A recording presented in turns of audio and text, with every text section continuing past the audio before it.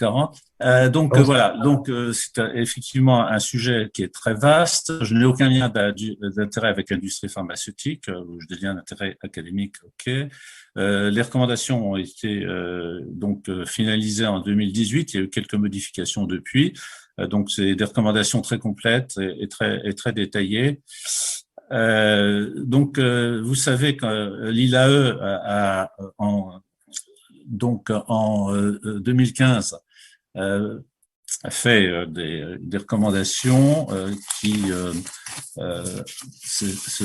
pour les définitions comportent 4 axes qui sont donc l'axe sémiologique, qui est l'axe selon l'âge, selon l'étiologie et selon l'aspect électroencéphalographique. Il n'est pas question que je détaille tout ça, c'est très compliqué comme classification. Donc là, on va se centrer sur. Et ce qui est important, c'est de savoir que ils ont classé sur le plan sémiologique les états de mal épileptiques en états de mal avec symptômes moteurs prédominants et les états de mal épileptiques sans symptômes moteurs prédominants, c'est-à-dire par exemple les non-convulsifs status epilepticus. Là, on va s'intéresser beaucoup, je centrerai mon exposé là-dessus, sur les états de mal généralisés, qu'ils soient généralisés d'emblée ou secondairement. Ne pas oublier bien sûr que les états de mal, eh bien, ils peuvent être donc avec un même aspect EEG, on peut se retrouver soit ambulatoire, soit dans le coma, et donc avec une évolution fatale dans un grand nombre de cas. J'aurais malheureusement pas beaucoup le temps de parler de ça. Je pourrais éventuellement répondre à des questions. Donc, l'ILAE a essayé de définir des temps opérationnels pour mettre en œuvre les traitements. Et donc, pour l'état de mal généralisé, 5 minutes, le traitement doit être débuté. Et donc, à 30 minutes, théoriquement, l'état de mal devrait être contrôlé, ce qui en pratique est bien sûr très compliqué. Pour un état de mal focal avec atteinte de l'état de conscience, les temps de 10 minutes et de 60 minutes sont les temps préconisés. Quant à une pathologie beaucoup plus bénigne, enfin qui est même bénigne, qui est l'état de mal absence, vous voyez que c'est 10 à 15 minutes pour commencer à être fait. Or, et on ne sait pas très bien quand est-ce qu'il faut vraiment le contrôler. Enfin, on sait qu'il faut le contrôler, mais l'urgence, évidemment, n'est absolument pas du tout du même ordre. L'état de mal, c'est quand même la troisième urgence neurologique potentiellement fatale après le coma et après les accidents vasculaires, et une incidence qui est de l'ordre de 10 à 40 cas pour 100 000 habitants par an. C'est un poids économique très important. Par exemple, aux États-Unis, il y a un papier qui vient de paraître dans le JAMA qui montre que c'est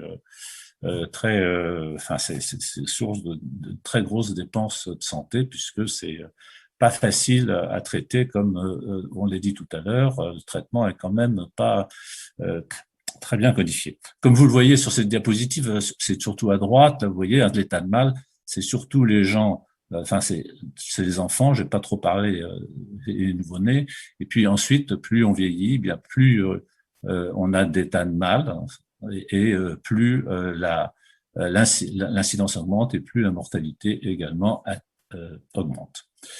On va surtout s'occuper là pour l'instant des tonico-cloniques généralisés d'emblée ou secondairement généralisés. Tout état de mal, il y a 4 axes de traitement simultanés. Premièrement, établir le diagnostic, prendre un certain nombre de mesures générales, en particulier l'agression cérébrale, identifier la cause et les facteurs favorisants de la crise d'épilepsie, de l'épilepsie, et surtout, et ensuite s'assurer de maintenir l'interruption de l'activité antiépileptique sur un certain nombre en prenant en compte un certain nombre de choses, le type de l'état de mal, la cause, les comorbidités, et évidemment les données électroencéphalographiques. Donc, sur un état de mal convulsif généralisé de l'adulte, d'emblée, pendant toute la prise en charge, il va falloir être très vigilant. Je ne vais pas vous détailler tous les facteurs d'agression cérébrale que vous connaissez bien. C'est d'autant plus important qu'il existe une atteinte cérébrale aiguë, une lésion cérébrale aiguë. Il est important, en revanche, et ça c'est vraiment fondamental, de s'assurer du diagnostic d'état de mal tonico-clonique généralisé. Ce qu'on appelle maintenant, ce qu'on appelait avant, donc des états de mal, des pseudo-états de mal, il ne faut plus utiliser ce terme, il faut utiliser le terme de crise non épileptique psychogène. C'est quand même 5 à 10% des cas dans les séries de la littérature, vraiment des essais thérapeutiques. Donc les gens se trompent dans 5 à 10% des cas. Ça, c'est un papier de Navarro très récent sur le lévétiracétam qui était paru dans le Lancet, le papier du New England de Silbergleit, midazolam, l'efficacité du midazolam, et Kapoor, le dernier papier, qui fait la deuxième ligne, et tous, c'est du 5 à 10% d'état de mal psychogénique. Donc ça, c'est très important parce que si on se trompe, ça peut entraîner une escalade thérapeutique et entraîner même la mort des patients. Les crises en série, bon, c'est pas un état de mal, mais il faut traiter ça assez énergiquement. On peut se tromper des encéphalopathies avec des myoclonies. Bon, par exemple, des encéphalopathies anoxiques, ça peut être parfois des états de mal, mais c'est souvent des myoclonies sans état de mal associé. Les encéphalites anti-NMDA, antirécepteurs NMDA sont plus rares, mais sont quand même à connaître. Vous connaissez les caractéristiques sémiologiques. Et puis, à Creutzfeldt-Jakob, mais ça, c'est plutôt quand on les voit, quand on voit des patients qui évoluent depuis très longtemps, des états de mal super réfractaires, on en parlera plus tard. Dans tous les cas, ce qui est important, c'est de filmer les mouvements. Alors, je vous donne un exemple, c'est quand même très intéressant. C'est un papier ancien, vous voyez, il y a 25 ans. Regardez ce qui se passait. 26 patients admis dans une unité de soins intensifs avec un diagnostic d'état de mal. 14 étaient en état de mal. 6 c'était des encéphalopathies ou des comas induits par des drogues. 6 avaient des crises d'épilepsie psychogène et 4 avaient été intubés. Donc vous voyez que c'est quelque chose de tout à fait concret et ça correspond aux vieilles descriptions de Charcot, 1875. Vous avez ces images-là. J'ai une vidéo qui est d'ailleurs très amusante, qui est exactement comme ça. Et quand je la présente, à chaque fois au cours, dans le Dune, dans notre certificat de DU, eh bien, la moitié des réanimateurs présents met en œuvre un traitement. Donc, ça veut dire qu'on vraiment on peut se faire avoir. Alors, vous êtes neurologue pour la plupart, je pense, et je pense que vous ne faites pas avoir, mais enfin bon, il faut être très humble dans cette situation. Deuxième point qui est toujours important, c'est quand est-ce qu'il faut intuber. Alors l'intubation, elle est indiquée qu'en cas de détresse respiratoire soutenue et en cas d'échec du traitement de première et deuxième ligne bien conduit. Et là, dans ce cas-là, on a un état de mal réfractaire et il faut intuber pour faire un coma thérapeutique. Bien sûr, l'étiologie peut imposer une intubation, par exemple un traumatisme crânien grave. Ensuite, après avoir fait ces deux éléments symptomatiques, il faut traiter l'étiologie et les facteurs épileptogènes. Alors là, c'est le quatrième axe de la classification de l'ILAE. Bon, que je ne vais pas vous détailler, donc c'était Trinka qui avait relaté ce papier. Il y a un appendice, une liste des étiologies qui est absolument incroyable. Ce qu'il faut retenir, c'est que 70% des états de mal ont un point de départ focal, 50%, en tout cas en réanimation, surviennent de nouveau, c'est-à-dire sans pathologie chez des patients qui ne sont pas atteints d'une maladie épileptique. Un point aussi très, très important, c'est que les états de mal épileptiques sont inflammatoires ou auto-immuns, c'est à peu près 6 à 10% des cas. Et puis qu'il faut faire attention aux causes intriquées. On peut avoir en même temps une intoxication médicamenteuse, une hyponatrémie, et puis une autre maladie. Deux choses importantes, c'est les NORS et les FIRES. Pour vous dire que le NORS est je ne suis pas allé trop vite, est une présentation clinique, c'est pas vraiment un diagnostic. Ça se présente typiquement comme un super refractory status epilepticus. FIRES, c'est une sous-catégorie de NORS avec une infection fébrile préalable.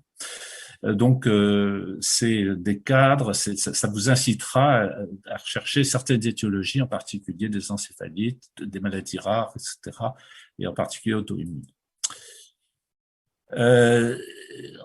Alors, la définition qu'on retient, enfin qu'on a retenue à plusieurs reprises, maintenant pour l'état de mal tonico-clonique généralisé, c'est des convulsions qui durent au moins 5 minutes ou au moins 2 crises sans reprise de conscience. Et là, on s'est un peu empoigné enfin, dans les discussions pour prendre une définition très simple.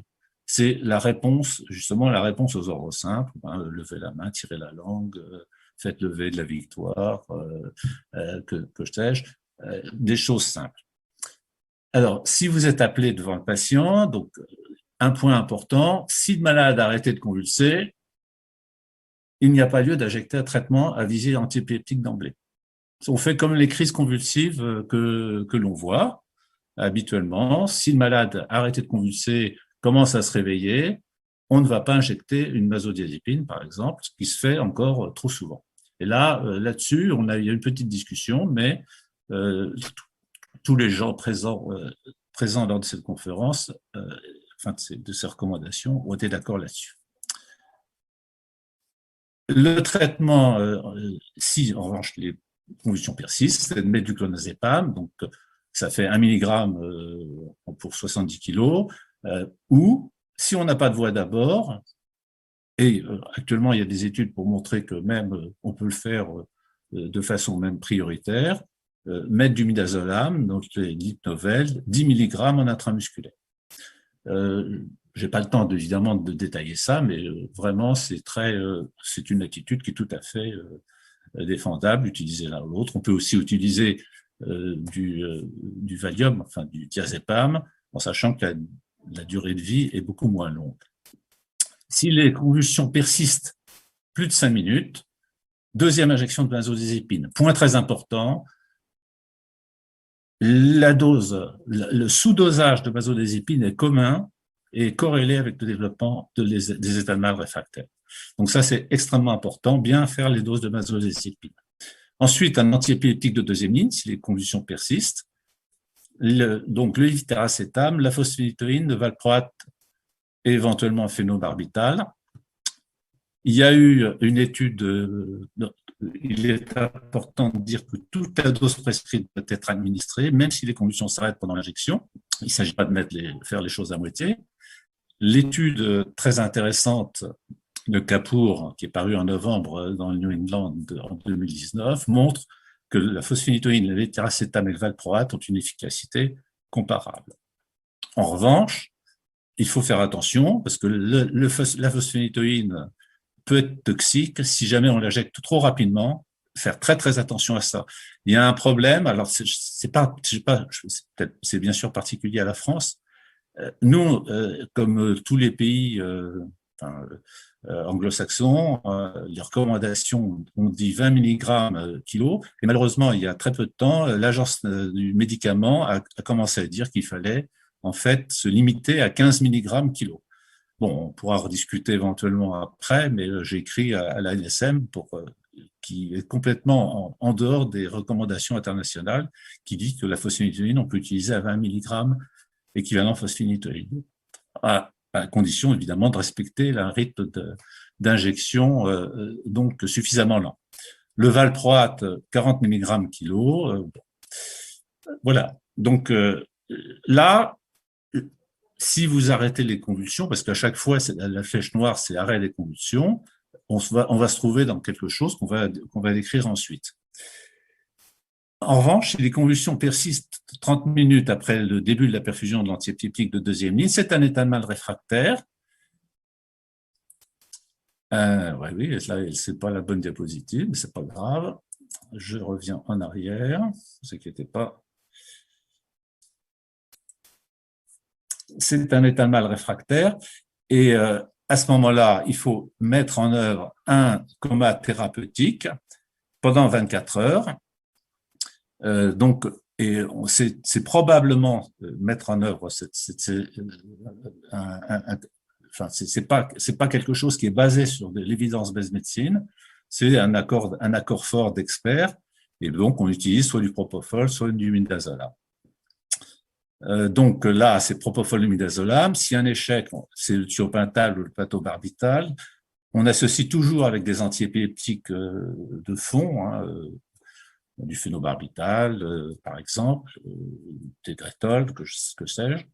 Le but sur le troencéphalogramme, c'est qu'on n'ait pas de crise sur le EG continu qui a été mis théoriquement dans l'idéal en place.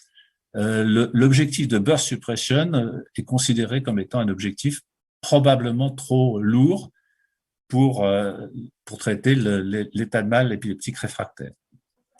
L'idéal, c'est évidemment un EEG continu, c'est pas facile à mettre en œuvre. Donc, on fait 24 heures et puis on décroît lentement avec le propofol et le midazolam. Avec le propofol, on a le problème du PRIS, avec rhabdomyolyse, acidose lactique, etc. C'est rare, mais bon, ça existe. Il faut donc se méfier quand on va à des doses trop importantes.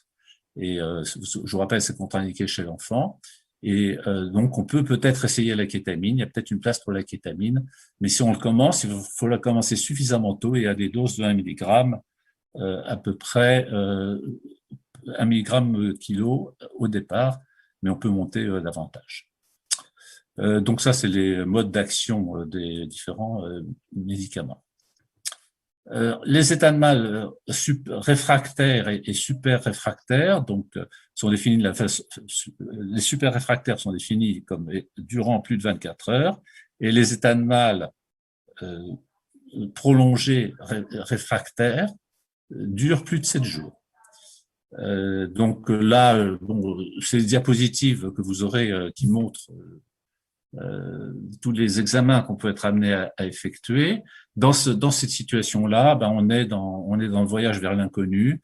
Il y a plein de thérapeutiques qui sont proposées, vous voyez, même de la musique classique. Là, bon, enfin bon. Les trucs très importants, c'est la kétamine, la diète cétogène éventuellement, l'hypothermie. A priori, il n'y a pas d'argument fort pour mettre sous hypothermie, en revanche, de maintenir en température, la température normale. Et puis, il faut éventuellement utiliser des médicaments anti-inflammatoires comme des stéroïdes, des immunoglobulines, utiliser les échanges plasmatiques, etc. Enfin, il y a beaucoup de possibilités thérapeutiques, mais surtout dans des situations comme le FIRES ou le NORS. Donc, la kétamine, j'en ai déjà parlé. La diète cétogène, c'est pas si facile à faire. Il y a aussi de la stimulation nerveuse vagale. Donc, vous voyez, par exemple, ça, vous analyserez cette diapositive, vous la comprendrez très facilement, mais je vais pas vous la détailler. Mais on voit que dans ces situations-là, on est amené à prendre des mesures thérapeutiques. Vous voyez, là, c'est des états de mal qui sont réfractaires, super réfractaires. Le stéroïde est utilisé assez rapidement, puis ensuite en deuxième intention, puis en troisième intention. Voilà, par exemple, pour ça. Et puis, vous voyez, on arrive à d'autres thérapeutiques tout à fait que je peux pas détailler. Ça, c'est un papier qu'on avait fait il y a quelques années, en 2015. Et donc, vous voyez que ça, c'était patients qui étaient traités pour des états de mal prolongés. Donc, on avait des patients qui étaient jusqu'à 3 mois d'état de mal. Et vous voyez que, bon, quand même, alors c'était pas extraordinaire, mais il y avait quand même un certain nombre de patients qui se retrouvaient avec un MRS score à 1, donc avec de petites séquelles, mais enfin quand même un certain nombre de patients 1 an après la prise en charge. Donc il faut pas laisser tomber. Il y a plein de papiers dans la littérature qui disent qu'il faut pas laisser tomber comme malade du simple fait de l'état de mal épileptique. Ensuite, quand les convulsions sont arrêtées, on a 3 situations. Soit le malade se réveille rapidement, on couvre par benzodiazépine et on décide d'un éventuel traitement antiépileptique. Ça, c'est votre travail de neurologue. Si les convulsions réapparaissent, on reprend l'algorithme. Ça devient, là, à ce moment-là, souvent un état de mal réfractaire. Et puis, si les gens sont sous agent anesthésique prescrit pour gérer l'intubation ou le transport, bien évidemment, l'idéal, ça serait d'avoir un EEG immédiatement, mais je ne sais pas si c'est comme ça chez vous, mais chez nous, c'est assez difficile. Évidemment, le EEG montrerait, si ça montre un état de mal épileptique, ce qui peut être le cas dans 5% des cas, à ce moment-là, il faut reprendre le traitement selon l'algorithme et puis euh, et, selon l'algorithme qui est là. Une autre solution, c'est d'arrêter la sédation. Alors, il y a certaines conditions. Bah, évidemment, on va arrêter la sédation si on est sûr que c'est pas un état de mal réfractaire, s'il n'y a aucune manifestation convulsive et on n'a pas d'obtention rapide de l'EG. Et à ce moment-là, si l'étiologie le permet, s'il n'y a pas de complications graves, si le malade, on sait qu'il a été intubé pour une défaillance respiratoire, c'est assez logique d'évaluer le niveau de vigilance et puis éventuellement extuber le patient. Et si jamais les convulsions reprennent, à ce moment-là, on reprend selon l'algorithme. C'est l'attitude que moi, par exemple, en pratique, j'utilise, enfin, je fais de façon très courante. Sur les états de mal, donc autres états de mal, autres que l'état de mal dans le coma, c'est des états de mal donc que vous connaissez vous bien sûr beaucoup plus que les réanimateurs.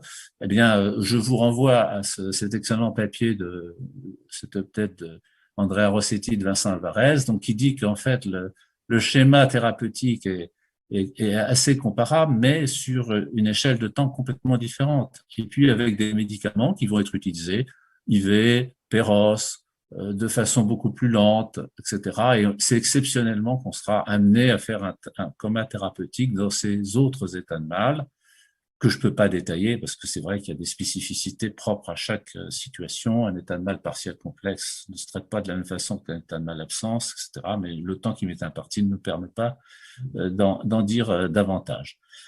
À garder, non, ça, je vais passer sur cette diapositive qui dit que l'état de mal est donc quelque chose de très, très hétérogène, qu'il y a beaucoup de papiers, qu'il y a énormément de recommandations qui sont difficiles. Là, j'ai mis celle de 2008 qu'on avait faite, mais il y en a d'autres, donc celle de 2018.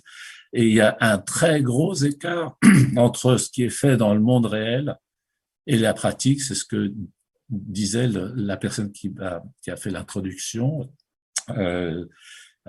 Beaucoup de gens font un peu n'importe quoi, en gros. Et il n'y a pas beaucoup d'évidence base médecine. Le pronostic est lié principalement à l'étiologie, mais aussi à la durée, le caractère réfractaire ou pas de l'état de mal, le type de l'état de mal. Et si la mortalité est facile à noter, il y a quand même une intrication très importante avec l'étiologie. Évidemment, si c'est un état de mal dans le cas d'un AVC, c'est pas du tout la même chose qu'un état de mal avec un sevrage. Et l'état, enfin, l'atteinte fonctionnelle aussi, c'est difficile à évaluer, enfin, le retentissement cognitif. Et évidemment, il est aussi très intriqué avec l'étiologie. Donc, en gros, c'est très difficile de dire comment on peut dissocier ce qui revient à l'étiologie de ce qui revient aux crises en elles-mêmes. C'est vraiment très important à faire, mais c'est un problème, c'est un énorme sujet. Juste quelques mots sur l'adhérence au traitement. Vous voyez que c'est absolument catastrophique. Hein. Il y a sur ce papier américain, les patients ont plus de 30 minutes pour un grand nombre de patients, que les gens ne reçoivent rien avant l'arrivée à l'hôpital et qu'il y a pas mal d'études qui montrent qu'il y a beaucoup de gens qui ne reçoivent même pas de benzodiazépine au départ. Donc, c'est pas la même chose que l'essai thérapeutique qui sont menés. Alors, les erreurs à ne pas faire, c'est agir avec précipitation, ne pas étayer de diagnostic, intuber systématiquement, ne pas prendre en considération la graduation des antiépileptiques, leurs contre-indications, hein. Pas de phénitoïne, phosphénytoïne cardiaque, négliger le traitement étiologique, ne pas contrôler les facteurs d'agression cérébrale. Je cite toujours ce papier, c'était en pédiatrie où j'avais écrit un mot. Les enfants étaient tous hyponatrémiques, donc ils étaient tous à 120 de natrémie, donc évidemment l'état de mal était difficilement contrôlable. maintenir sans discernement une sédation en disant qu'on n'a pas de EEG, considérer tout malade ventilé comme étant en état mal réfractaire. Alors, il y a un papier que je ne vous ai pas présenté parce que les diapositives n'ont pas marché. On a fait une étude, je crois que Benjamin est co-signataire, bien sûr, et dans cette étude, on montre que sur 78 états de mal réfractaires, en fait, états de mal qui arrivent ventilés en service de réanimation, il n'y en a que 16 qui sont réellement en état de mal. Donc, vous voyez la différence entre malade ventilé et malade en état de mal réfractaire. Traiter de façon inappropriée des tracés EEG interprétés à tort comme un état de mal. Bon, ça aurait été un diagnostic imprécis, puis surtout ne pas demander à des médecins habitués à la prise en charge des états de mal super réfractaires. Les états de mal super réfractaires, c'est pas si fréquent que ça. C'est de l'ordre de et ça dépend des critères, en particulier EEG retenus, mais ça j'ai pas le temps d'en parler. Mais par exemple pour la Finlande c'est 0,7 pour 100 000 habitants et pour certains centres en Allemagne c'est 3 pour 100 000 habitants. Donc vous voyez que c'est complètement les critères EEG probablement interviennent beaucoup et on surtraite peut-être trop de personnes. Donc, en conclusion, sur les quelques éléments que j'ai pu dire ici, le traitement de première et de deuxième ligne peut être encore amélioré. La prise en charge doit être précise et diligente, avec un EEG qui est le guide indispensable du traitement, mais qui doit être confronté avec la clinique. La stratégie d'état de mal réfractaire reste encore à être définie, ce sera probablement plutôt avec des registres. Il faut qu'on se concerte et mettre des protocoles préétablis. Voilà, je suis désolé, j'ai été encore un peu trop long, mais le sujet était très vaste.